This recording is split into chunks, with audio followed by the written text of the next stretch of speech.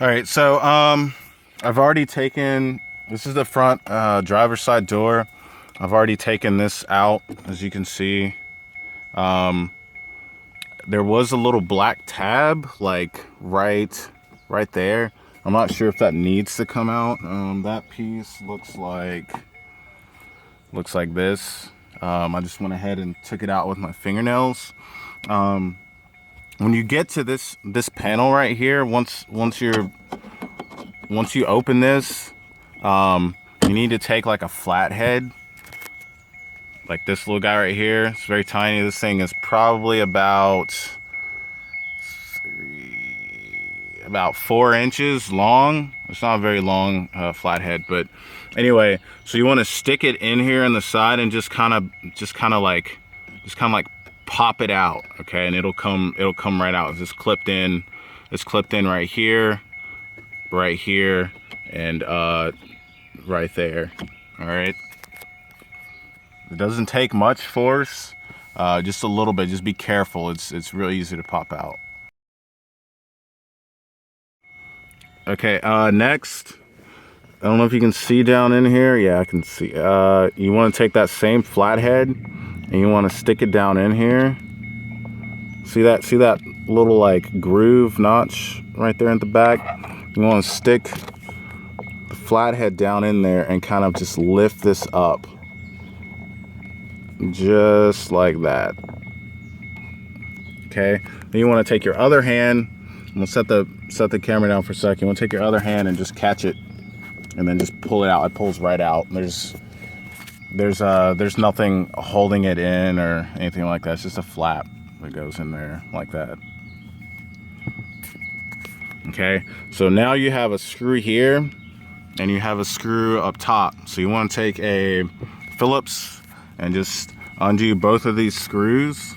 And then next, what we're gonna do is we're gonna go around the side of the door, the front here. It's like a little, if you rub your finger around the edge, there'll be an opening about right there, okay? I'm probably gonna use a flathead to pry this open, but I've seen some other people recommend like a pry bar or something like that.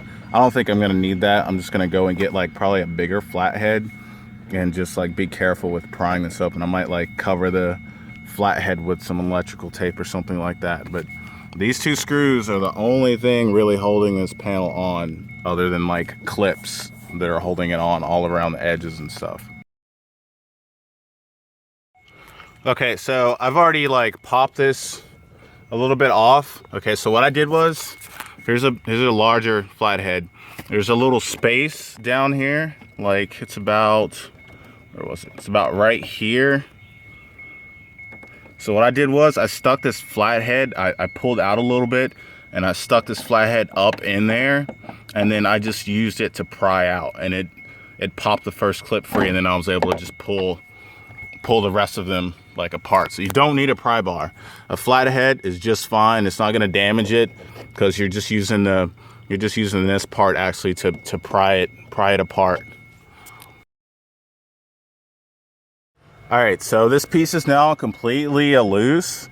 I just went around with my hand and just got close to where I thought each piece was and just pulled a little bit, and it just popped loose. And so now you can just lift up and it comes right off, see? Right off. So the next thing you need to do is you need to undo some of these connections back here so that you can set this door panel down and get to the speaker, which is right there. Okay, so now I have the panel pretty much like off, as you can see. I left the door handle connections connected, and I just undid the connections for this stuff right here. There's only two. There's this one, and then there's this one right here. This one was kind of tricky because I was filming around and it's got like this guard on it right here. So the clip part is kind of hard to press, so be careful with that. So next, I also undid this was the speaker power connector. Went ahead and undid that.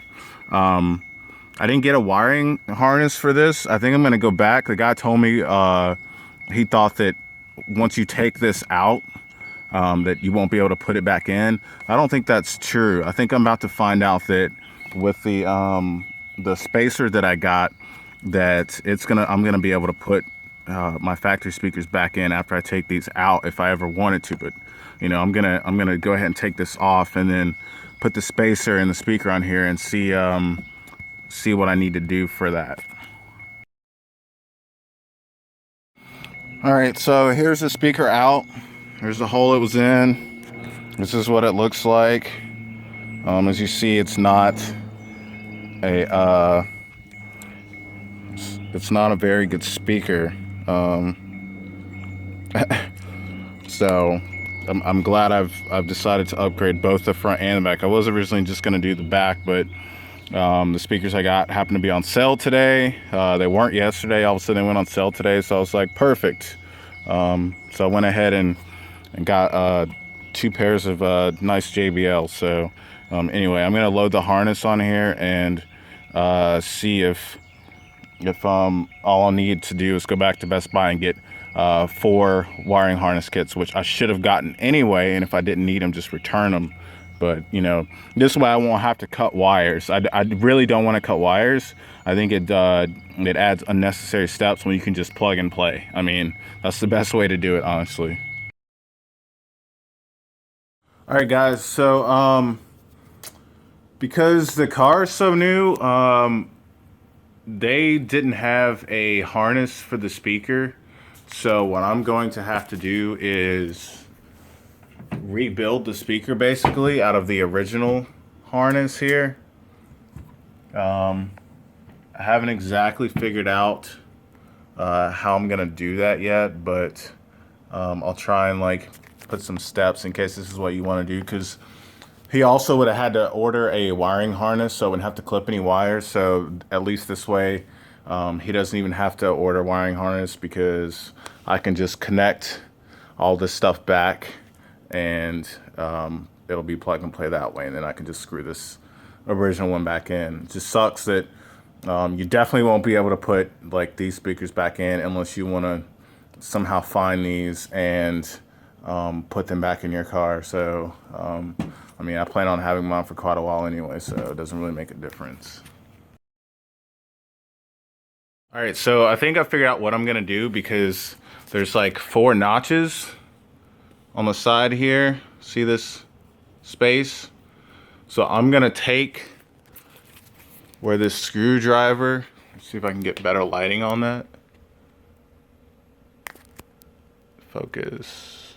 Okay, so what I'm gonna do is I'm gonna pry this out, and I guess I'm gonna go to Lowe's and I'm gonna get something that I can glue, and I'm going to glue this outer ring right here back onto the harness. All right, so I have, as you can see here, here's the harness. Here's the old speaker right here. Here's the new speaker. So it's pretty much inevitable that you're gonna destroy the factory speaker getting it out. Like, it's done. I might as well just throw this in the trash. So the harness here that we have, this speaker, okay, so first of all, when I did this, what I ended up doing was there were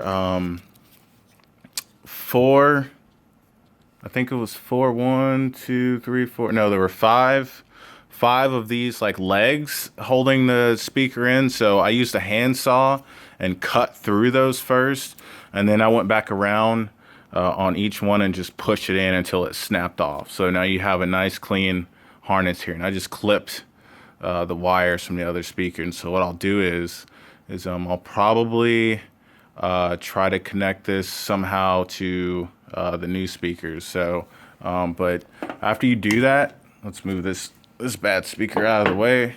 Here's the new one. So after you do that, it should just sit right in there, just like that, just like that. So and then it's gonna fit on these notches. Just like it's a perfect fit. It's a perfect fit right there. So yeah, what I'm gonna do is, I'm gonna go to Lowe's, and I'm gonna get some glue just to stick up in there on the inside of the speaker so I can glue it back to this harness. And then all I'll have to do is you just screw this back in and it'll be plug and play pretty much. So